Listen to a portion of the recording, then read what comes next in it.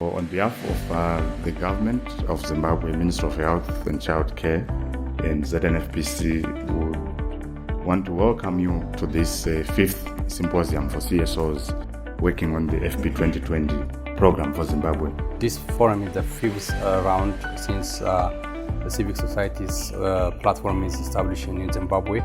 So the main purpose of this platform is just to make sure that the government of Zimbabwe fulfilling the commitment that made in the Family Planning 2020 framework. So I'm happy that we're here today to find new solutions and better practices to ensure the right for every person to say, my body, my choice. So this is a platform for CSOs, government, youth-led organizations to come together to talk about family planning issues and to look at how we can energize ourselves and how we can make progress towards our commitments for family planning since 2020 is just around the corner. So without involving without enabling young people to demand the right for sexual reproductive health services, it is not successful that we are talking and what we are envisioning. Without the involvement of civic society organization, it's also very difficult to anticipate the change that we are anticipated by 2020. So I think it's important that as we begin to program and implement, we seriously think through about meaningfully engaging church leaders and religious groups. If we just tag the teenagers and we don't involve the parents, we will continue having teenagers being married off for 80 bond, and it's not going to help our cause. I would like to really emphasize on the fact that it is important for us to explore deeper into the issues and to be able to come up with solutions that generally achieve our goals without necessarily even imposing on values. One of the issues that when we look at our data, we know that the majority of Zimbabweans are actually Christian, or they at least adhere to some sort of Christian principles. So on that basis, it's very critical that we engage the faith-based organizations and community so that we hear from them and we don't have a lopsided view of what sexual and reproductive health should look like. As youth assistants, we are encouraging that there must be a dialogue so that we clear the air, those myth stories which are running around about these medicines.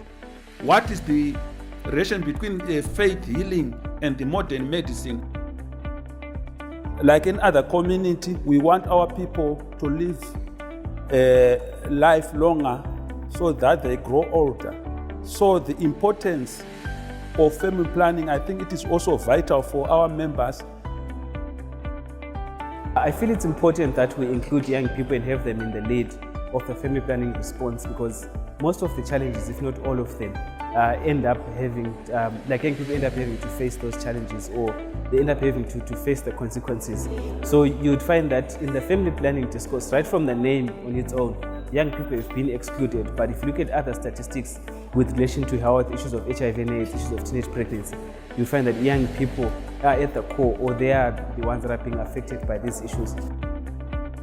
We really appreciate that young people constitute quite a significant proportion of our population. And it is important that when we are doing programming for sexual reproductive health, including family planning, we engage young people. They are part of the planning, implementation, and the evaluation of the programs that we do with them. I have just attended the FP2020 meeting, and I think it's a very great platform because it joined me with like-minded people who are looking at ways to strategize and not just speak about contraceptive services and information and their access, but also to revolutionize the conversation into actually implementing it and not just leaving it in theory.